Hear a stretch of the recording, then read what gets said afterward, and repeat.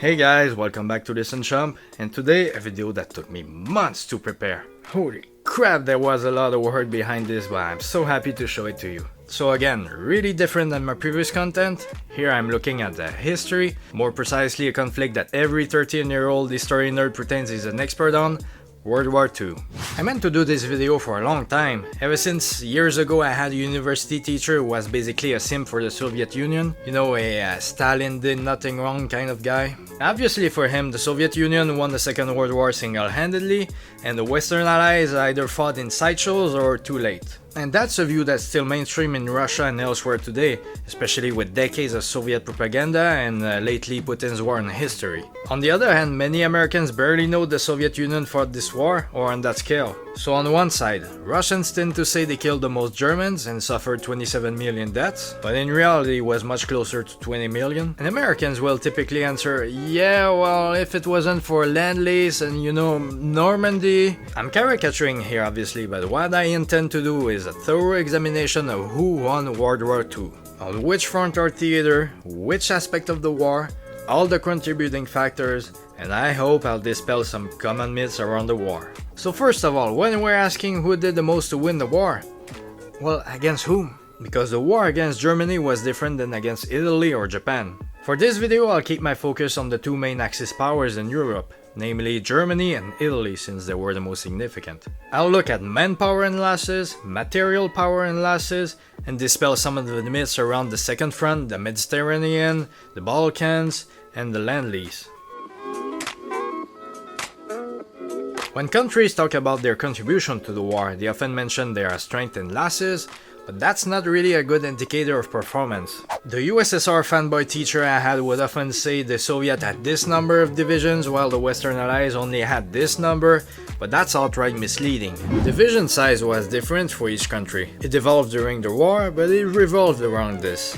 A typical US Army division was 14,200 men, a British division 18,350 men, with the British Armored Division around 15,000 men and 290 tanks.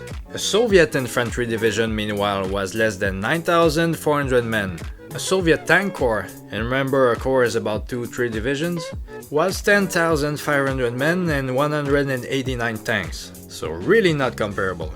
The Germans meanwhile had the division strength steadily diminishing, with infantry divisions in 1939 at 15,000 to 18,000 men, and panzer divisions at 12,000 men and 328 tanks. And one's own losses is an even worse indicator. The Soviet and now the Russians love to bring back their numbers they sacrifice, but they weren't exactly models of efficiency. The beginning of the war went incredibly bad for the Soviet, with hundreds of thousands of men captured in each pocket and thousands of tanks and planes destroyed. Their leadership was inept, with Stalin's purges in preceding years, and their commissar system that made him impotent. There wasn't the same value for life as the Western Allies saw. Their famed General Zhukov, for example, who became a marshal and hero of the Soviet Union, would send his men charging through minefields, justifying it saying that it was equivalent to charging machine gun nests. At Sevastopol, communist youths were sent with rifles charging in the open against tanks. And as thousands of civilians were hiding in cave systems in the hills, commissars blew them up to avoid capture. So just a few examples of why it's not a good idea to measure war contribution like this. A better indicator would be strength and losses for Axis countries, and when and how they lost them. We're lucky to have good numbers for German divisions on each front, and oh my god, I love this graph. I made one with lines so we can compare each theater separately, but the compiled graph really stands out visually. You know, I did it months ago and I still love it. Here I just added some events for reference, and I'll go over each front to summarize. The red part of course is the Eastern Front. At the very beginning we had the invasion of Poland for a brief moment, then almost 2 years respite in which the Nazis and Soviets were in good relations. We all know the Molotov-Ribbentrop Pact, but what is less known is that in this period, there was substantial exchange of resources and armament, for instance. I'll talk more about this later. Obviously I don't have to tell you when the Nazi invasion of the USSR began. As I said at the beginning, the Germans made incredible progression, eventually reaching Moscow at the end of 1941. Yet were stopped at this point. They resumed offensives in 1942, steadily committing divisions until the high point of 195, which was the Battle of Stalingrad.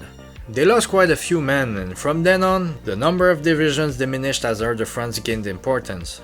The sharp decline in July 1944 was in part because of transfers to other fronts, but mostly because of Operation Bagration, the Soviet summer offensive which crushed a good number of German divisions. Only in the last months of the war it rose again, as the Germans were mustering everyone they could find and were mostly trying to hold on the Eastern Front. There was no denying the Soviet bore the brunt of the German military might.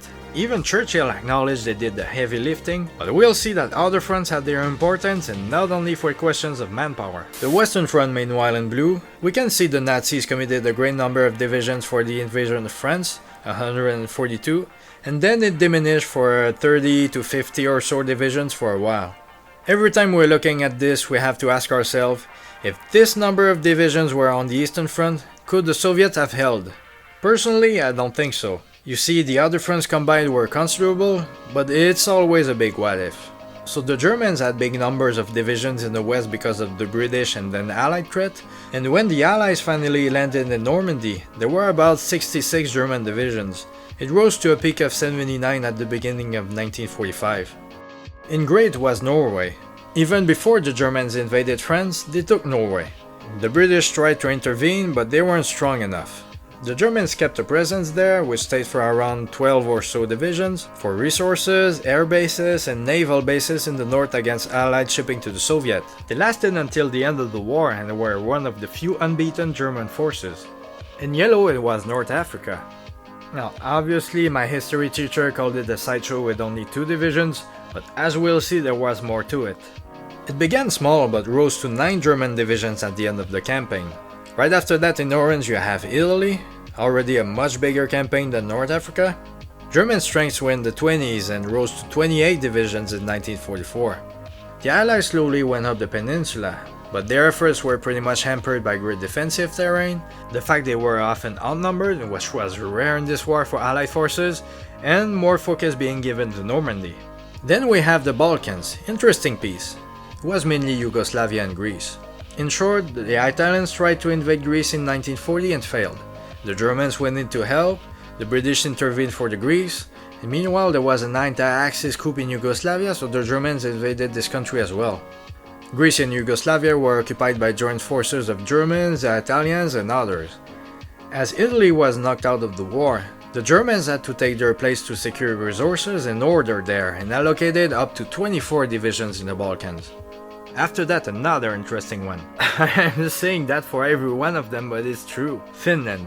I should have put it in red or something because it was directed against the Soviet.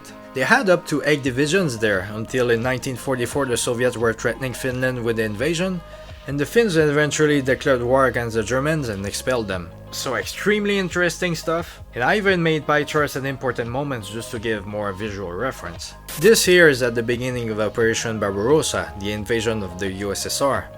This is at the end of 1941, during the Battle of Moscow and the Operation Crusader, the British offensive in Libya. Then you have November 1942, the Soviet counter-offensive at Stalingrad and the Battle of El Alamein. In May 1943 had the last days of the North African campaign, and the Battle of Kursk was approaching. Already we can see the other fronts were gaining importance, but the East remained massive. Then Normandy in June 1944, that was a different picture.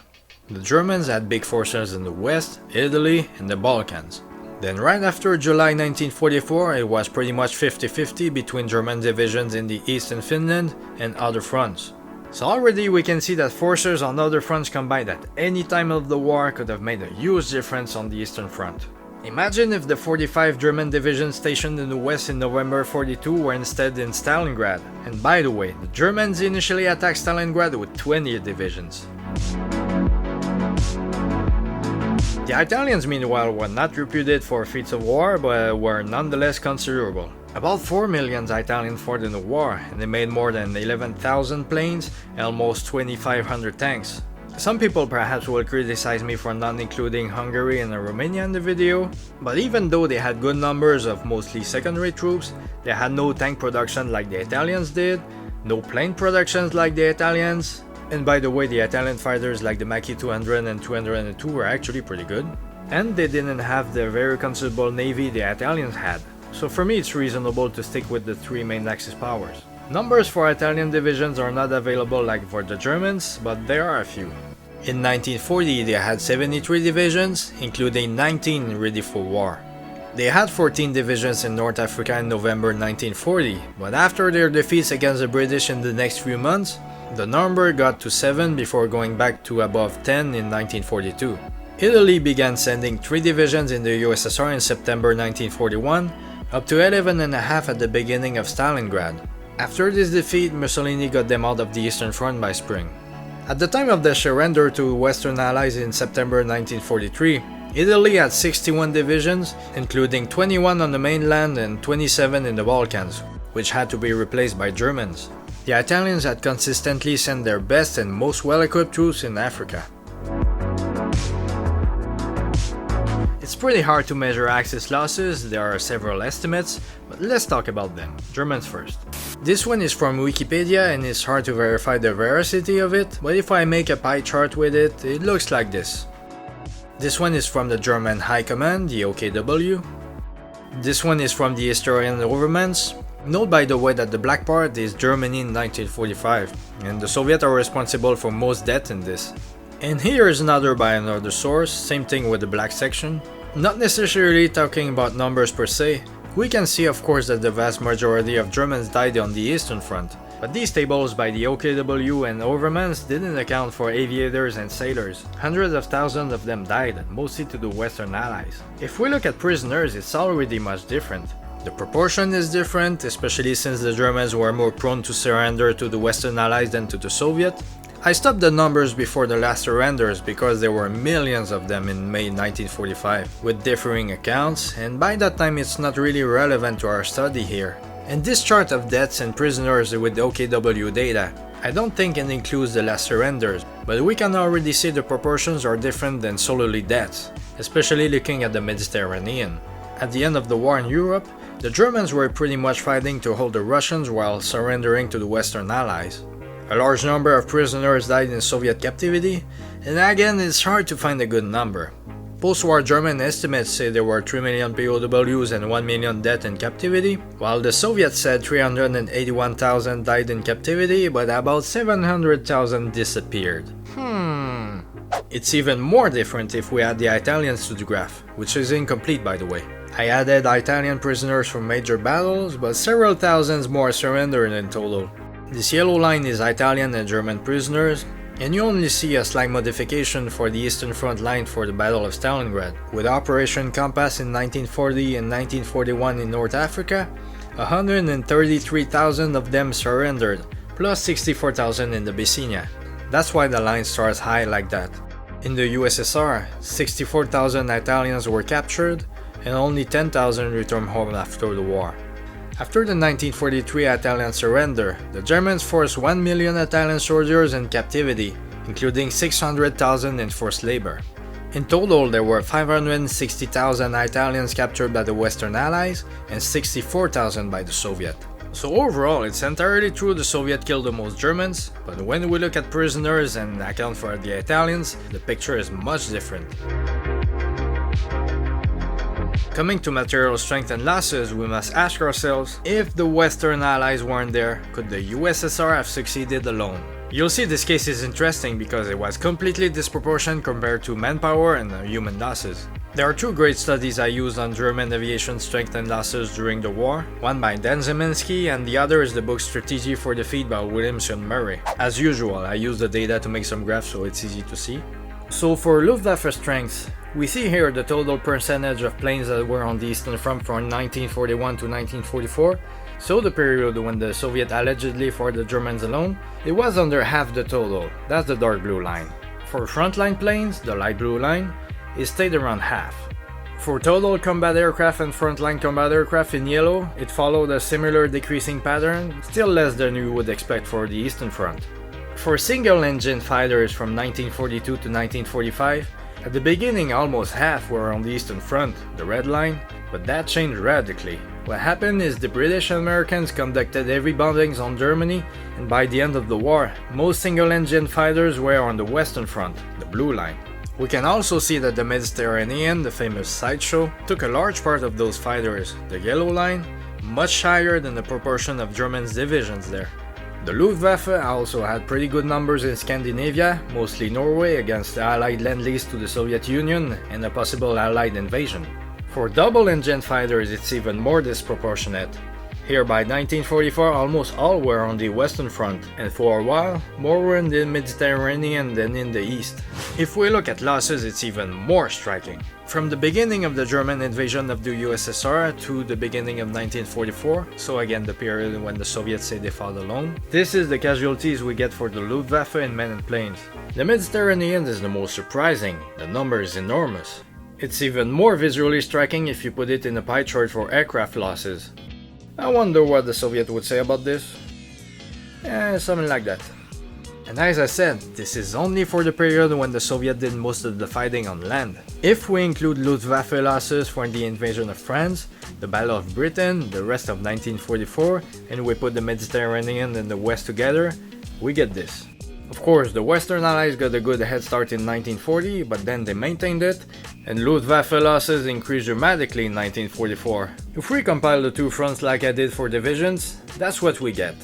And here in gray, the we fought alone period from Barbarossa to Normandy. Imagine if all those planes lost against the Western Allies had instead fought on the Eastern Front.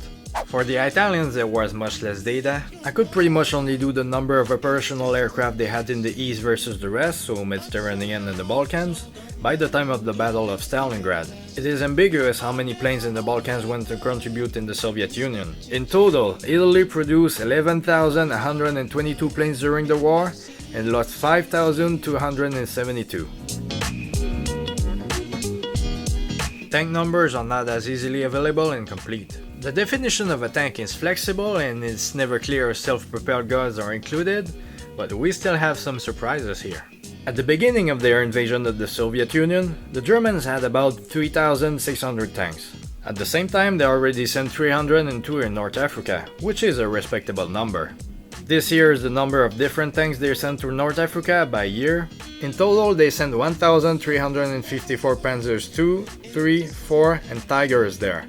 When you look at battles on the Eastern Front, that would have made a huge difference. In fact, I made this graph, which is a proportion of German tanks sent in Africa from the beginning of the German involvement in February 1941 to the last battle in Tunisia, compared to the number of tanks manufactured in the same period. I know this is not ideal, since the tanks manufactured were not the same as those sent there, but this gives us a good idea of German priorities. Oh, and I included the average proportion of German divisions in Africa on the right in comparison. You see that for every type of tank, a completely disproportionate number was sent to Africa, including a lot of the early Tiger tanks, but most of all the two workhorse tanks of the German army, the Panzers III and IV.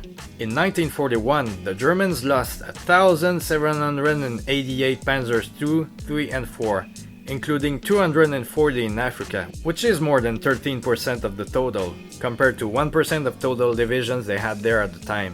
If we look at the Italians, they sent about 1,000 tanks to Africa, but I don't have their total numbers. They sent about 50 armored vehicles to the Eastern Front, which is a little bit less. And in fact, in the West African campaign, which everyone forgets, they had about 189. Now let's look at specific battles. At Moscow in 1941, when the fate of the capital was unsure, the Germans had about 1,500 tanks and 550 planes, compared to 400 German and Italian tanks and 342 planes during Operation Crusader in Africa at the very same time, despite the fact they had 10 times the number of men near Moscow. At Stalingrad, the German 6th Army arrived there with 20 divisions and 500 tanks. They lost about 500 tanks, 900 planes and 600 guns, but mostly enormous human casualties. Same thing, imagine the difference that 1,354 tanks sent to Africa could have made there. At Kursk, the famous tank battle, they lost 760 tanks and between 524 and 681 planes. During Operation Bagration, the big crushing Soviet offensive, the Germans had sent most of their tanks south and only had 118 to resist and 602 planes.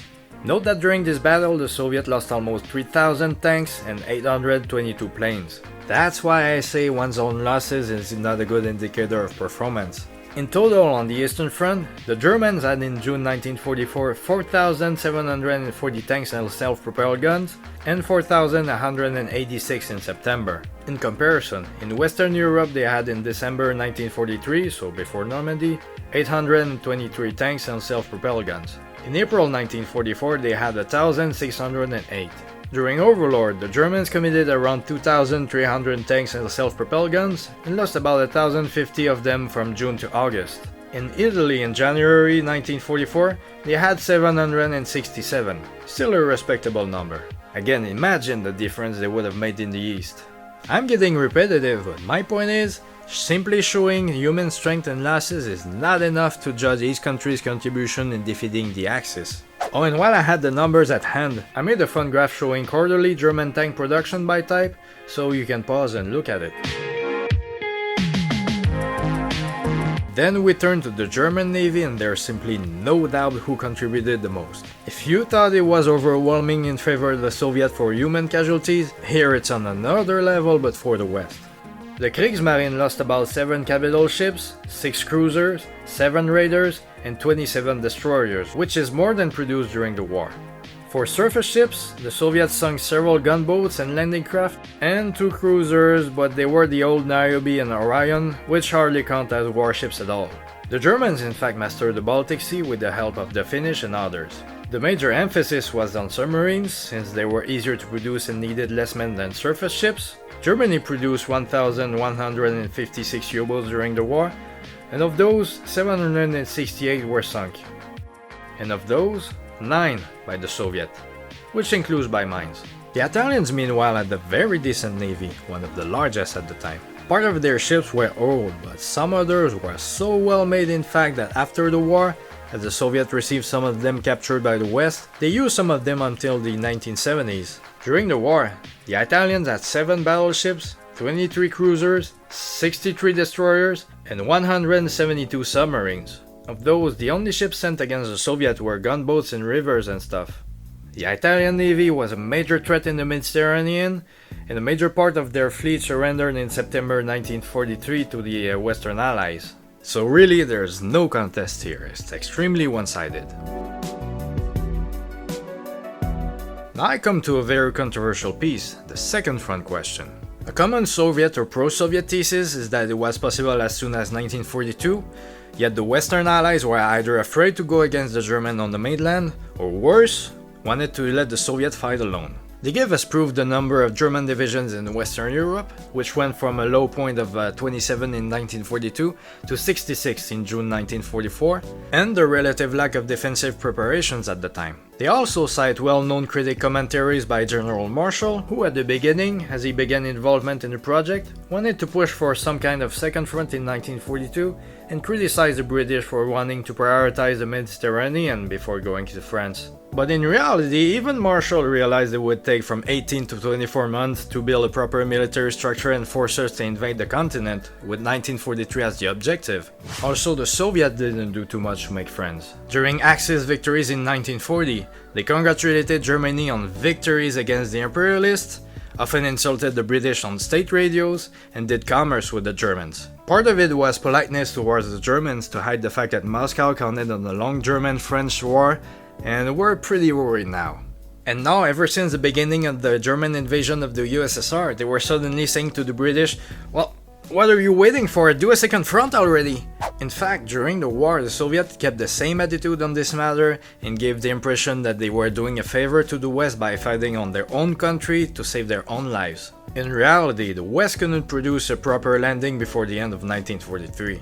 In 1942, the British were stretched, notably with Japanese invasions of their colonies in Asia, with Singapore and Burma falling and India threatened. The British lacked materials everywhere, and in fact, the few tanks they could have sent to reinforce their army in Burma, they sent to the Soviets to help. Same for the Americans. The war in the Pacific was dragging resources and men. Second front planning changed name a few times, from Sledgehammer to Roundup to Overlord.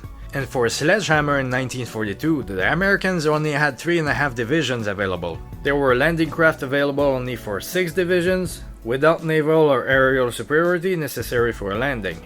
The Germans at the time, yes, they were less prepared than in 1944, but they were at the peak of their success and had from 27 to 45 divisions in Western Europe in 1942.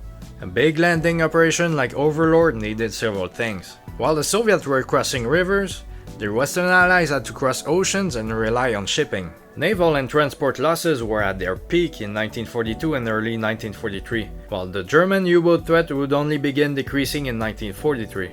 Only in May 1942 the Americans would begin compensating losses with new production. The key for a landing was a landing craft, especially the famous LSTs. They were badly needed in the Pacific obviously since it was mostly island fighting.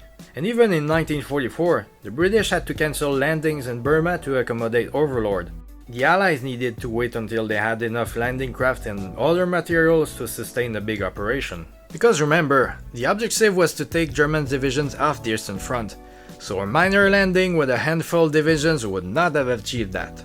However, you had to account for sea approaches, winds, tides, nature of the beaches, exits in the hinterlands, pros and cons of every beach and port, ground suitable for airfields, enemy strengths and defenses, enemy naval forces, beach capacity for troop buildup, aerial superiority, artificial harbors, and other factors like that.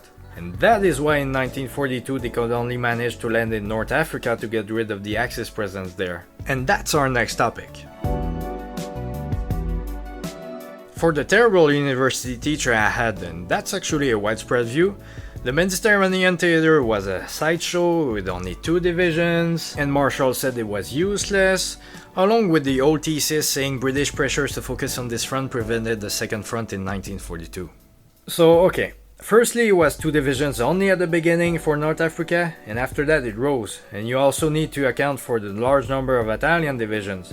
The Italians had 8 in May 1942 compared to 3 for the Germans. In Tunisia in 1943 there were 9 German and 5 Italian divisions. Even that is relatively small compared to the Eastern Front, but as I said earlier, manpower numbers are not all.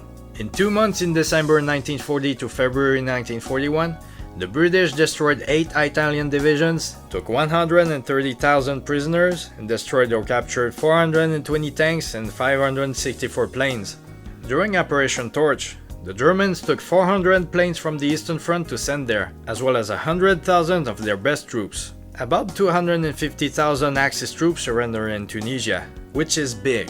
And as we saw earlier, more tanks were sent to North Africa than were present in many Eastern Front battles. Same for planes. Only in Tunisia the Axis lost 3,022 planes, and later in Italy 1,100. Overall, the North African campaign cost the Axis 8,000 planes, 6,200 guns, 2,550 tanks, 70,000 trucks, 2,400,000 tons of shipping, and 950,000 killed or captured, mostly captured. That is not a sideshow. And apart from numbers, the Mediterranean was a pivotal theater. It allowed for a link between Dunkirk and Overlord. There was no decisive victory there, but it allowed the Allies to grind Axis forces and break their coalition. Opening the Mediterranean theater was a big mistake for the Axis, but a great opportunity for the Western Allies. And honestly, the Americans followed the British in this simply because it was the best option until 1944. There was a question of shipping and LSTs as I said, but it was also important to protect critical Middle Eastern oil fields. With bases in the Mediterranean, the Allies could strike Germany and critical Romanian oil fields. It allowed for extending Lend-Lease there, and also with Italy's downfall, the Germans had to take its place in the Balkans to maintain order, and that took important divisions and resources. With the invasion of Sicily, most new German forces and armaments were going west, and with Allied guerrilla advisors in the Balkans, it held the enemy occupied. You can add to that victories in this theater prevented Spain and Turkey from joining the Axis, and also with the heavy paratrooper losses in Crete, it took them out of Barbarossa. Honestly, if the West tried to invade France in 1942 or 43, it would have been a recipe for disaster. Their collection of forces were immature, commanders were inexperienced, weapons and landing gear were untested, and all of that against a superior Luftwaffe in Europe, U-boat wolf packs roaming the seas, and a German army which didn't have to fight in Italy with 20 to 30 divisions. I'll come back later on this, but Hitler decided to abandon the Battle of Kursk as the Allies landed in Sicily. And as the Germans had to take Italy's place in the Balkans, they feared Allied landings there. And funny detail, many Germans who were transferred from Russia to Italy said they preferred Russia. The thing is, during the battle for the winter line in the mountains, there was constant cold rain and wind and constant Allied shelling, so the Mediterranean was by no means a sideshow. It was a very important part of the war, even if the Soviet or pro-Soviet cannot appreciate that. I mentioned the Balkans, and let's develop that a bit since it's a very unknown part of the war. In October 1940, the Italians tried to invade Greece, and we know they had trouble overcoming Greek soldiers. In March 1941, an anti-Axis coup d'etat overthrew the government of Yugoslavia. Hitler decided to invade Yugoslavia and help the Italians take Greece. The British sent troops to help the Greeks, but they were not enough. With this Axis invasion, the King of Greece and his government were exiled to London. The country suffered from famine and resistance began sporadically. Several groups emerged, including the EAM and its armed branch ELAS, dominated by the communists, and the anti-communist group EDAS around Colonel Zervas. Both sides were in competition with each other and with the royal government, and it became all-out war, even though they were only supposed to fight the Axis occupation. British missions and help were sent beginning in 1942. In 1943, for the Sicily campaign, they tried to make the Germans believe landings were imminent in Greece. Hitler feared this possibility since the population would have helped the Allies, so he conducted huge counterinsurgency operations in the Balkans before the Allies could come. This was terrible for German troops though, both in Greece and Yugoslavia, and in fact when they had a choice, soldiers preferred going to Russia. In Yugoslavia, Tito partisans, mainly communists, were also in a civil conflict with the Chetniks, a rival right-wing group initially supported by the British. When the Chetniks started collaborating with the Germans against Tito, the British shifted their aid to him. The Germans had an insurrection on their arms and their allies were not helping. The Italians were passive and pessimistic, and the Croatians were brutal. While the Allies were only sending a few hundred advisors and supply crates by air and did psychological operations to instill fear of invasion, the Germans stationed entire divisions, with a maximum at 25. These were often lower quality troops, older or wounded soldiers, and usually with less equipment than frontline troops, but still. The Western Allies helped with air attacks. In fact, in 1 month, in mid-1944, they destroyed a quarter of all German train locomotives there. What happened then? As the Red Army was approaching and taking Romania and other countries, German troops had to retreat from the Balkans. They were already in bad shape thanks to local resistance, but the main factor was the huge armies approaching and not the lightly armed partisans. As they retired from Greece, the British immediately landed to follow them while the British marched in Yugoslavia. The Yugoslavs had liberated their own country, and by the end of the war they marched in Italy to take Italian territory like the city of Trieste, which the Allies had to oppose. So of course local resistance had a great role in keeping German divisions in the Balkans, but it was amplified by Allied help, Allied landing threats, the Italian surrender to the Allies, and the Red Army's coming was the nail in the coffin. Now that's something that comes very often when we talk about who won the war, and it's still very controversial. When the Soviet and now the Russians say they did most of the fighting, the Americans will typically answer, yeah, but if it wasn't for Lend-Lease, and the Soviet answered it didn't make a noticeable change. They say it was only 4% of the material they use, but this number is meaningless. You cannot compare tanks with food, so you need to divide by category. The Cold War really influenced this discussion, and Soviet writings weren't allowed to admit the US and British equipment was in good quality and quantity. In reality, secret documents revealed after the Cold War showed it was important. The Lend-Lease helped at the right time in areas the Soviet lacked. Even Khrushchev in his memoirs wrote that in a 1v1 fight without this, the Soviet would have lost. Ever since Barbarossa, Stalin was constantly asking for material aid. The British gave what meager equipment they had instead of sending them to Asia. Under the initial contract, the Soviets had to ship the equipment themselves, but they lacked shipping, so the British and Americans had to do it. Let's look at numbers for each category, and you'll see that the Lend-Lease was substantial. Overall, it accounted for 12 to 16% of armored vehicles, 13% of aviation, 32% of ships, and 70% of transport.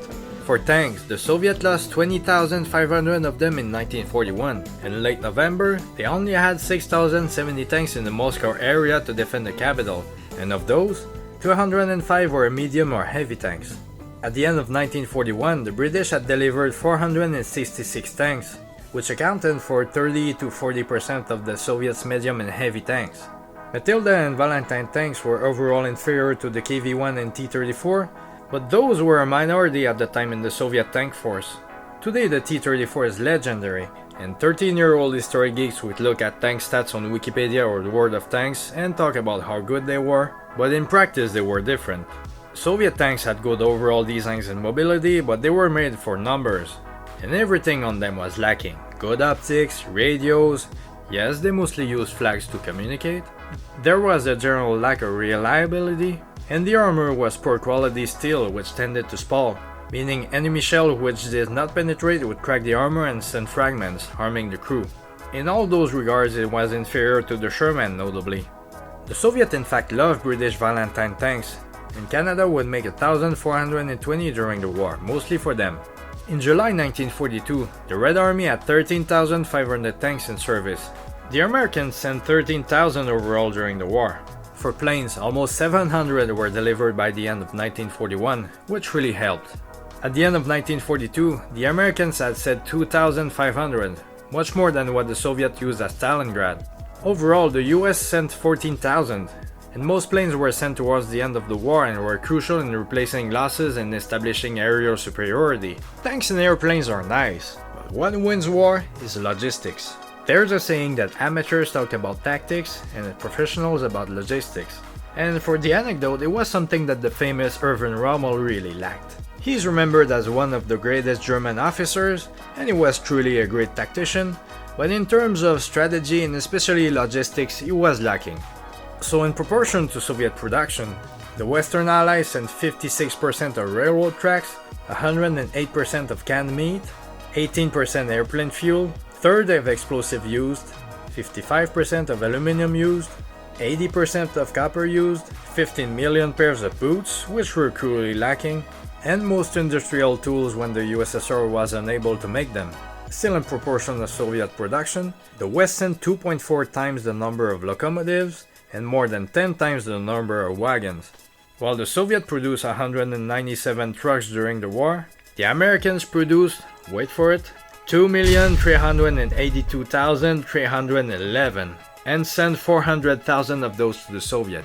Contrarily to 1942 or 1943 when Soviet offensives lacked trucks, it was soon no longer the case. As the Germans were starting to lack trucks and were reverting to horses, the Soviets were motorized and could concentrate on tank production. Moreover, it was estimated that without help, Soviet food production would have declined by a third, and it was already lacking, but the emphasis was on armaments. So the 4% numbers is entirely wrong in describing the Lend-Lease, which truly helped. We now come to the last elements. Firstly, we must not forget how the Western Allies kept pressure on Germany by constant bombing, although often by indiscriminate and inefficient bombings planned by the infamous Arthur Bomber Harris. Until the end of 1943, the results weren't felt, but with the intensification in 1944, it was. 72% of bombs dropped on Germany were from July 1944. It's estimated it reduced tank production by 10% in 1943 and by 40% in 1944. Oil production, which was extremely important, was especially hit from May 1944. Overall, about 20% of German industrial production was destroyed in the last 16 months of the war. We saw the Germans had the majority of their fighter planes to counter this threat, but it's worth mentioning that 9 to 10,000 88mm guns were dedicated to air defense in Germany, so imagine what those would have done on the Eastern Front. Otherwise, you have what I call timing aid, so when the Western Allies helped the Soviets in terms of timing with specific operations. There might be more examples, but I just picked two. The British said the involvement in the Balkans in April 1941 helped delay Operation Barbarossa and give the Soviets valuable time, with the winter and all. Obviously they had an impact, but it's hard to measure. With the British in the Balkans and the possibility of rallying the Yugoslavs against the Axis, it could have been a serious threat to Barbarossa. The Germans were eager to deal with it. Because of normal flooding in Poland and the USSR, the invasion date could not be before May 15, but in fact in early June it was still the case. After the Balkans, it took 3 weeks to re-equip divisions, and the paratroopers who died in Crete could not take part, so the new date was set for June 22. A good 3 weeks altogether were lost because of the Balkan invasion, and certainly with the winter in Moscow this played a part. To what extent? It's hard to say. You also had the invasion of Sicily, which happened right during Operation Citadel, Marshal von Manstein's offensive at Kursk. In his book, Manstein said it happened during the climax on July 13, and while he was continuing the battle, Hitler summoned him and said they should abandon Citadel and build new armies for Italy and the Balkans, both of them since they weren't sure where the Allies would go next. The Germans were already bugged in the battle, and it's hard to say if they could have won without this.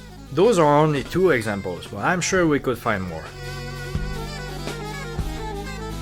If I must summarize everything I said here, it would be this. The Soviets certainly did the heavy lifting against the Germans in terms of human losses and tank losses, which is normal since they faced the bulk of German land forces, even though in proportion the Germans had more tank forces against the Western Allies. On other theaters otherwise, the air and the sea, the Western Allies were the ones who contributed the most, the air by a good margin and the sea completely. Against the Italians, while substantial Italian forces were sent to the Eastern Front for a while and many divisions were stationed in the Balkans, the West did the most against them, and Italy's surrender forced Germany to stretch even more. What the Soviet and then Russians often said, that the Western Allies could have produced a second front in 1942 but were either scared or ill-meaning, that the Mediterranean was a sideshow, that Lend-Lease was negligible, all those are false. World War II in Europe was a team effort, and that's for sure. Well, this is the end of this video, my biggest so far, and I hope you liked it. The next one will be about the war against Japan in Asia and the Pacific, so stay tuned, don't forget to like and subscribe, and I'll see you around.